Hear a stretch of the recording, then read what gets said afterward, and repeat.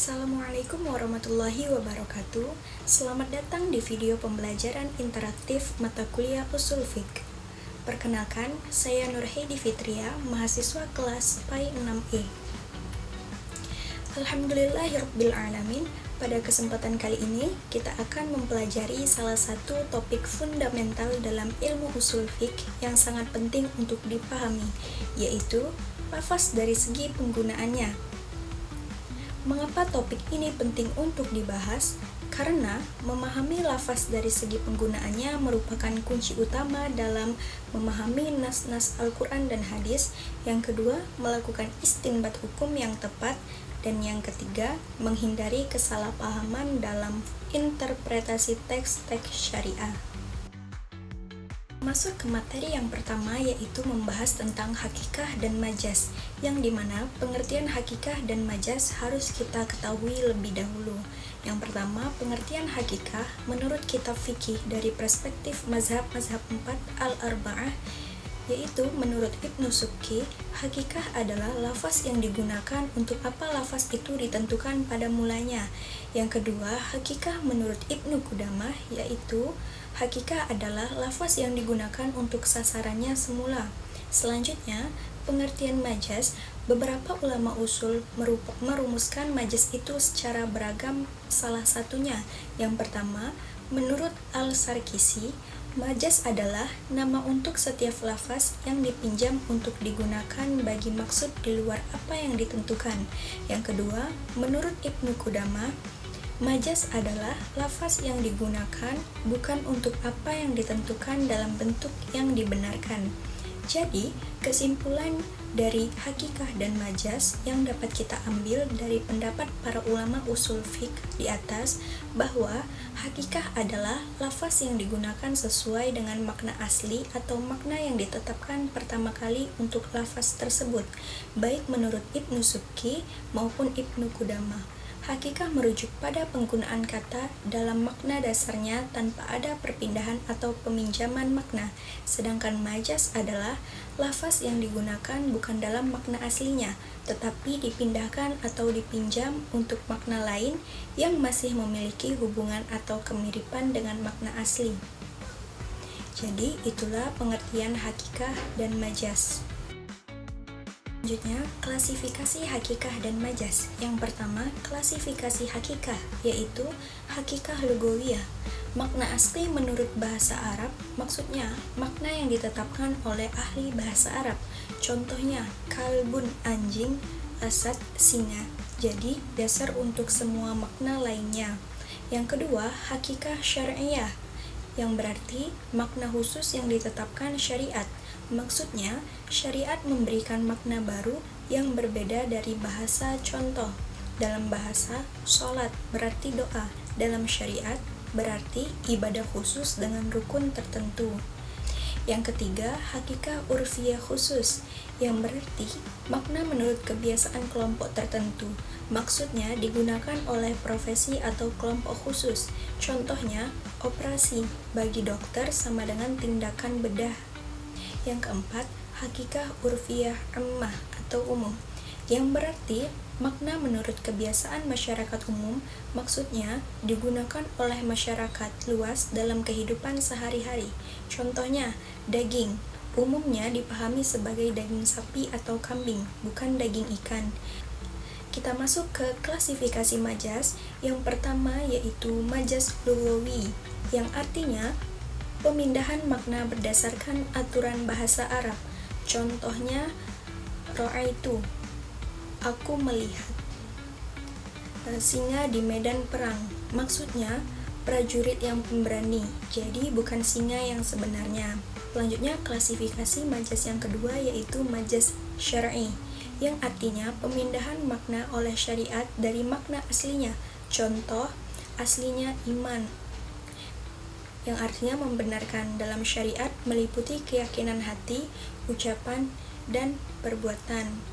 Klasifikasi majaz yang ketiga yaitu majaz urfi khusus, yang artinya pemindahan makna menurut kebiasaan kelompok tertentu. Contohnya, virus bagi ahli IT sama dengan program perusak komputer, bukan virus penyakit. klasifikasi majas yang terakhir yaitu majas urfi, am atau umum. Pemindahan makna menurut kebiasaan masyarakat umum yang digunakan dalam percakapan sehari-hari masyarakat luas. Contohnya, kepala keluarga. Maksudnya di sini pemimpin keluarga, bukan kepala secara fisik. Contoh lainnya, mata air. Maksudnya sumber mata air, bukan mata secara literal. Jadi itulah klasifikasi hakikah dan majas.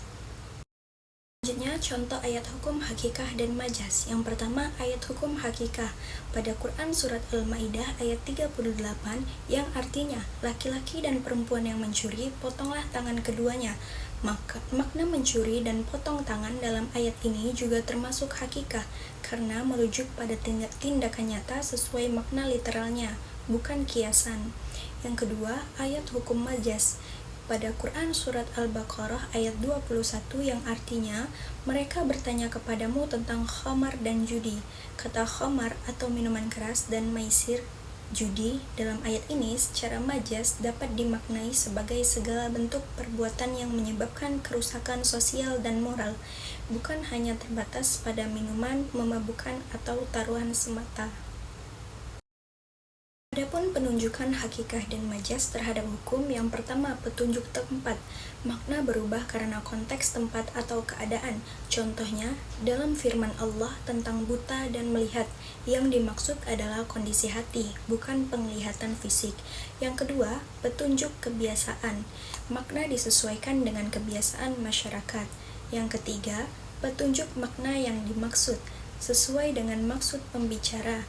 Yang keempat, petunjuk makna urutan kalimat, yang berarti menunjukkan keseluruhan makna majas. Dan yang kelima, keterbatasan makna majas, yang berarti pemahaman umum atau budaya. Kita masuk ke materi yang kedua, yaitu sarih dan kinayah.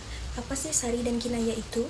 Jadi, sarih menurut Abdul Azim bin Badawi Al-Khalafi, artinya, sarih adalah lafaz yang langsung dapat dipahami maknanya saat diucapkan dan tidak mengandung makna lain dalam istilah hukum. Sedangkan menurut Abdul Azim bin Badawi Al-Khalafi menyebutkan bahwa sarih adalah lafaz yang maknanya jelas dan tidak memerlukan penafsiran tambahan. Selanjutnya, pengertian sarih dan kinayah. Pengertian kinayah. Yang pertama, menurut Abdul Azim bin Badawi Al-Khalafi, yang artinya, kinayah adalah lafaz yang maksudnya tersembunyi sampai dijelaskan oleh dalil atau qarinah. Sedangkan kinayah menurut Al-Zarkashi dalam Bahr Al-Muhit fi Al-Usul, yang artinya, kinayah adalah lafaz yang dimaksudkan makna selain makna yang tampak, termasuk jenis majas, yaitu pemindahan lafaz dari makna hakiki ke makna lain yang berhubungan dengan tetap adanya kemungkinan makna hakiki. Jadi, perbedaan utama dari sarih dan kinayah adalah sarih jelas dan langsung, sedangkan kinayah samar dan butuh penjelasan. Kita mengenal klasifikasi sarih dan kinayah. Yang pertama, klasifikasi sarih yaitu sarih mutlak, sarih muqayyad, sarih bi al-qarinah. Selanjutnya, klasifikasi kinayah. Yang pertama, berdasarkan kebutuhan qarinah yaitu kinayah hakiki dan kinayah majazi. Yang kedua, berdasarkan konteks penggunaannya yaitu kinayah dalam akad dan kinayah dalam penyebutan sifat atau nama. Adapun penunjukan hukum sarih dan kinayah, di mana yang pertama, penunjukan hukum melalui lafaz sarih. Lafaz sarih memiliki makna yang jelas dan langsung menunjukkan hukum yang dimaksud.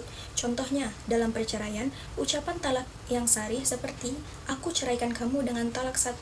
Yang kedua, penunjukan hukum melalui lafaz kinayah. Sebaliknya, lafaz kinayah memiliki makna yang samar dan memerlukan qarinah atau petunjuk seperti niat pembicara, konteks pembicaraan, atau dalil lain untuk menetapkan hukum. Dalam perceraian, misalnya, ucapan seperti, pulanglah kamu ke rumah orang tuamu. Kita masuk ke materi yang terakhir yaitu takwil, di mana pengertian takwil sudah dijelaskan oleh para ulama. Salah satunya yaitu yang pertama, Imam Harmain Al-Juwaini dalam Al-Burhan fi Ushul Al-Fiqh mendefinisikan takwil sebagai mengalihkan lafaz dari makna zahir kepada makna yang dimaksud atau batin dalam pandangan pentakwil. Pendapat yang kedua, menurut Abu Hamid Al-Ghazali dalam Al-Mustafa min Ilmi Al-Usul mengatakan bahwa takwil adalah ungkapan tentang pengambilan makna dari lafaz yang ambigu dengan didukung dalil dan menjadikan arti yang lebih kuat dari makna yang ditunjukkan oleh lafaz zahir. Intinya, takwil adalah penafsiran makna tersirat dari suatu teks, bukan makna harfiah, dengan syarat adanya dasar yang kuat, seperti dalil atau qarinah.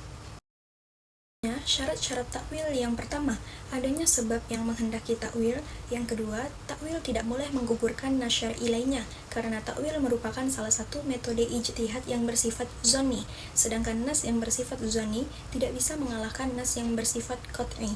Yang ketiga, lafaz yang ingin ditakwil adalah lafaz yang pada asal menerima dan bisa ditakwil. Yang keempat, takwil harus berdasarkan pada dalil yang sahih, dan dalil makna batin harus lebih kuat daripada makna zahir.